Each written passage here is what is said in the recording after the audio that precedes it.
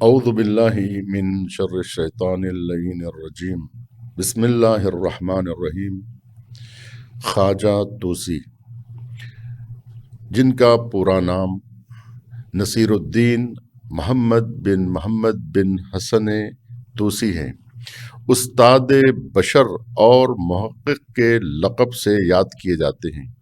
ایران کے شہر توس میں سن 597 ہجری میں پیدا ہوئے اور 18 ذی الحجہ 672 ہجری میں شہر بغداد میں انتقال ہوا۔ کاظمین 2 امام کے جوار میں دفن کیے گئے۔ خواجہ نصیر الدین توسی کا شمار دنیا جہاں کی قداور شخصیتوں میں کیا جاتا ہے۔ وہ بے پناہ صلاحیتوں کے مالک تھے، مختلف علوم و فنون کے ماہر تھے۔ آپ کا شمار فلاسفہ میں بھی کیا جاتا ہے اور متکلمین میں بھی۔ حیات اور نجوم کے علماء کی صف اول میں آپ کا نام لیا جاتا ہے۔ وہ جو مشہور شیخ توسی ہیں، جو فقہ و اصول میں کے سب سے بڑے ماہر شخصیات میں سے تھے، ان سے ہٹ کر آپ خواجہ نصیر الدین توسی ہے۔ کہیں یہ بات کا اشتباہ نہ ہو جائے، اس لیے میں وضاحت کر رہا ہوں کہ شیخ توسی الگ ہیں اور خواجہ نصیر الدین توسی یہ الگ ہیں۔ آج ہم جس شخصیت پر گفتگو کر رہے ہیں وہ خواجہ نصیر الدین توسی ہیں۔ سائنس کی تاریخ میں بھی آپ کا نام سنہری حروف میں لکھا گیا ہے۔ غرض کے چشم فلک نے ایسی عظیم، عجیب اور لازوال شخصیتیں بہت کم دیکھی ہیں۔ قرن ششم ہجری کے نوادر اور نوابغ میں آپ کا شمار کیا جاتا ہے، جن کے علوم کا فیضان آج تک جاری ہے۔ سارٹن کہتا ہے کہ دنیائے اسلام کے عظیم ترین عالم اور بزرگ ترین ریاضی داں ہیں۔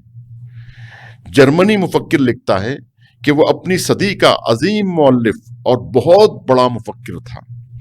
یہ بات کوئی حیرت انگیز نہیں ہے کہ نصیر الدین توسی علماء اور مفکرین کے درمیان استاد بشر کے نام سے یاد کیے جاتے ہیں۔ ان کی علمی قابلیت کے چرچے دنیا کے دور دراز علاقوں تک پہنچ چکے تھے۔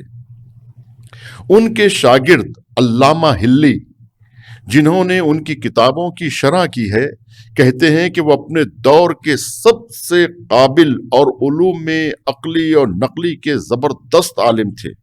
کسی اور جگہ کہتے ہیں کہ وہ استاد بشر اور عقل یازدہم تھے۔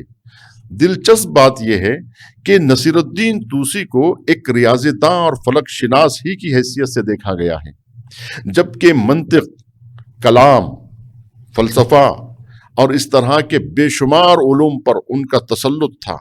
خصوصاً فلسفہ و کلام میں ان کا کوئی ثانی نہیں ہے، لیکن اس نظر سے دیکھا ہی نہیں گیا ہے، اور ان کی زندگی کے یہ علمی پہلو پردے اجمال ہی میں رہ گئے۔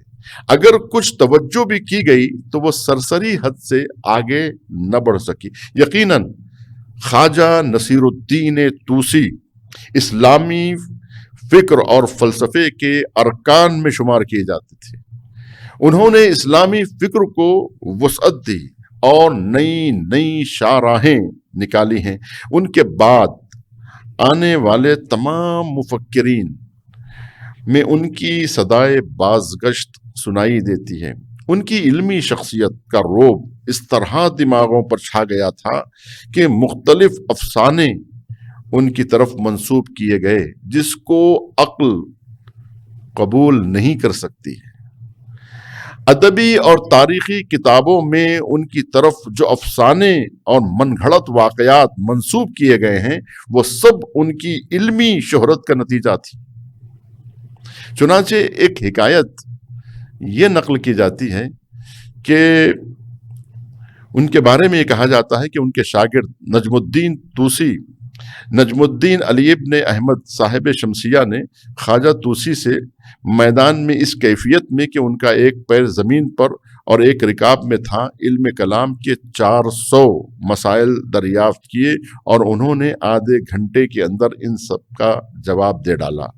یہ بات خواجہ نصیر الدین طوسی ہی سے مخصوص نہیں ہے، ان کی طرح ہر بڑی شخصیت کے حوالے سے بے شمار واقعات نقل کیے جاتے ہیں۔ خواجہ نصیر الدین طوسی سے منسوب واقعات خود اس بات کی دلیل ہے کہ ان کی علمی شہرت کس درجہ ذہنوں کو متاثر کر گئی تھی۔ ان کی علم کلام پر مشتمل کتب کے مطالعے سے یہ پتہ چلتا ہے کہ نصیر الدین طوسی مسلک کے اعتبار سے شیعہ اثنا عشری تھے۔ مورخین ان کے ابتدائی دور حیات سے کما حقہ آشنائی نہیں رکھتے۔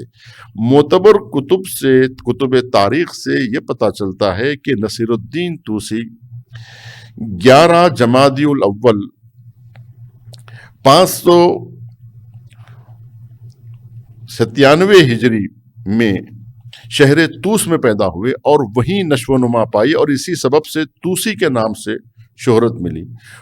ان کا خاندان قم کے نواحی علاقہ جہروز سے تعلق رکھتا تھا۔ ان کا علمی سفر علوم عقلی کی تعلیم کا سلسلہ اپنے ماموں کے یہاں سے شروع ہوا۔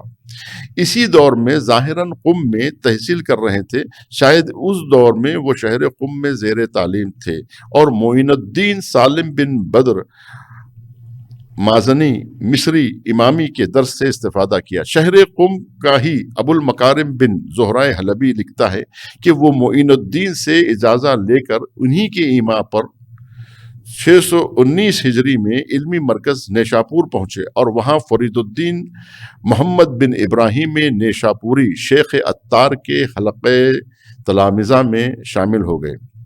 خواجہ نصیر الدین طوسی کی زندگی کو 3 حصوں میں تقسیم کیا جا سکتا ہے۔ پہلا وہ حصہ جو ایران کی سرزمین پر گزرا، ولادت سے لے کر اسماعیلیوں سے ملحق ہونے تک۔ چونکہ وہ اسماعیلیوں سے ملحق ہوئے تھے اسی لیے بعض مورخین نے ان کو اسماعیلی شیعہ کہا ہے، جبکہ وہ اثنا عشری شیعہ تھے، جیسا کہ ان کی کتاب سے واضح ہے۔ چنانچہ یہ عرصہ تحصیل علماء اور تکمیل دانش کے سلسلے میں گزرا، جیسے قم، نیشاپور وغیرہ۔ خواجہ نصیر الدین طوسی کی زندگی کے یہ ابتدائی مراحل اب بھی مورخین کی نظر سے پوشیدہ ہیں۔ آیا خواجہ طوسی نے اسی دور میں کتابیں تالیف کی ہیں یا نہیں؟ گمان غالب یہ ہے کہ کچھ کتابیں ضرور لکھی ہیں۔ خواجہ طوسی کی زندگی کا دوسرا مرحلہ اس وقت سے شروع ہوتا ہے جب اسلامی حکومتوں پر مغل حکمرانوں کے پے در پے حملات ہو رہے تھے۔ جس طرح باد خزاں سے پتے جھڑتے ہیں، اسلامی ممالک کے شہر ایک کے بعد ایک تباہ ہو رہے تھے اور مغل حکمرانوں کے گھوڑوں سے روندے جا رہے تھے۔ خواجہ نصیر الدین طوسی نے مغل حکمرانوں کے حملوں سے تنگ آ کر خراسان چھوڑ دیا اور اس وقت کی مضبوط اسلامی حکومت جو حقیقت میں مغل حکمرانوں کا تابڑ توڑ جواب دے رہی تھی پناہ لی۔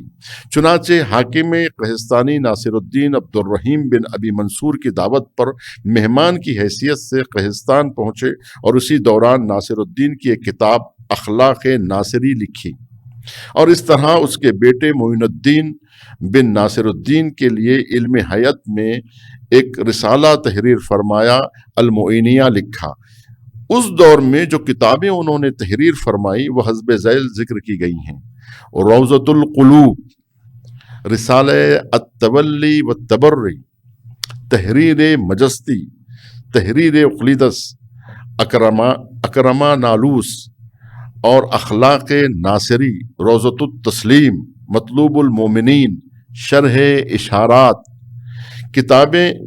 کچھ کتابیں علم فلک اور نجوم پر تحریر فرمائی۔ اس کے علاوہ جو کتابیں تحریر کی وہ ہلاکو کے بغداد فتح کرنے کے بعد کی ہیں۔ ایسا معلوم ہوتا ہے کہ خواجہ نصیر الدین طوسی اسماعیلیوں کے یہاں رہنے پر مجبور کیے گئے تھے۔ چنانچہ کتاب درۃ الاخبار میں آیا ہے کہ خواجہ طوسی قلعہ الموت میں بھیجنے کا حکم صادر ہوتے ہی اس کے سپاہی زبردستی انہیں گرفتار کر کے لے گئے اور ایک عرصے تک قید میں رکھا۔ خواجہ طوسی کا تیسرا اور آخری دور حیات شروع ہوتا ہے جب خواجہ طوسی ہلاکو سے جا ملے۔ ان کے مختلف رسائل اور کتابوں سے پتہ چلتا ہے کہ وہ 12 امامی شیعہ تھے۔ ان تمام حقائق کے باوجود اسماعیلیوں کے بعض خطوط سے معلوم ہوتا ہے کہ وہ اسماعیلی مسلک کے حامل اور ان کے بزرگ دائیوں میں شمار کیے جاتے تھے۔ چنانچہ استاد عارف طامر نے خواجہ طوسی کو اسماعیلیوں کے فرقے کا نامور دائی اور ہلاکو کا وزیر کہا ہے۔ ممکن ہے کہ خواجہ طوسی اسماعیلیوں کے درمیان رہتے ہوئے انہی کے ہم مسلک ہو گئے ہوں، اور یہ بھی ممکن ہے کہ انہیں اسماعیلی مسلک اختیار کرنے پر مجبور کر دیا گیا ہو۔ چنانچہ یہی بات سچی معلوم ہوتی ہے۔ ان کی ویرانی کے فوراً بعد اسماعیلیوں کے چنگل سے آزاد ہوتے ہی شیعہ ہونے کا آشکار طور پر اعلان کر دیا۔ ہو سکتا ہے کہ انہوں نے جان کے خوف سے یہ تقیہ کر لیا ہو۔ چنانچہ بغداد وارد ہوتے ہی شیعوں کے نامور عالم نجم الدین محقق حلی کی مجلس درس میں شامل ہو گئے۔ ان کے شیعہ ہونے پر بہترین گواہ خود ان کی نادر تصنیف تجرید الاعتقاد ہے، جو علم کلام میں شیعہ نظریے کی حامل ہے۔ نصیر الدین طوسی کی عمر کا ابتدائی دور ایران میں گزرا۔ تحصیل علم اور تکمیل علوم کی جد و جہد میں ایران کے مراکز علمی جیسے قم اور نیشاپور کو ایک مدت تک اپنا مسکن قرار دیا۔ اسی وقت آخر عمر تک مذہب امامیہ کی روشنی میں بے شمار کتابیں تالیف کی۔ چنانچہ 14 شوال 654 ہجری میں ہلاکو سے ملحق ہونے کے بعد صریح طور پر اپنے شیعہ اثنا عشری ہونے کا اعلان کر دیا۔ ہلاکو انہیں ہمیشہ اپنے وزیر کی طرح ہمراہ رکھا کرتا تھا۔ خواجہ طوسی کی علمی منزلت کے پیش نظر ہلاکو انہیں بہت عزیز رکھتا تھا۔ ان کی علمی اور فکری صلاحیتوں نے کاروان علم و دانش کو آگے بڑھایا ہے اور تشنگان علم و معرفت کو سیراب کیا ہے۔ آج جو آپ سائنسی ترقی دیکھتے ہیں، اس سائنسی ترقی میں خواجہ نصیر الدین طوسی کا بہت بڑا ہاتھ ہے اور بہت بڑا رول ہے۔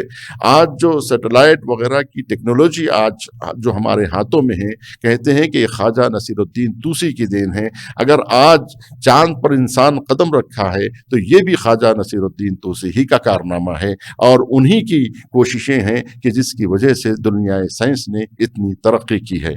خدا ان پر رحمت نازل فرمائے اور انہیں فردوس اعلیٰ میں جگہ عنایت فرمائے۔ والسلام علیکم ورحمۃ اللہ وبرکاتہ، وآخر دعوانا الحمد للہ رب العالمین۔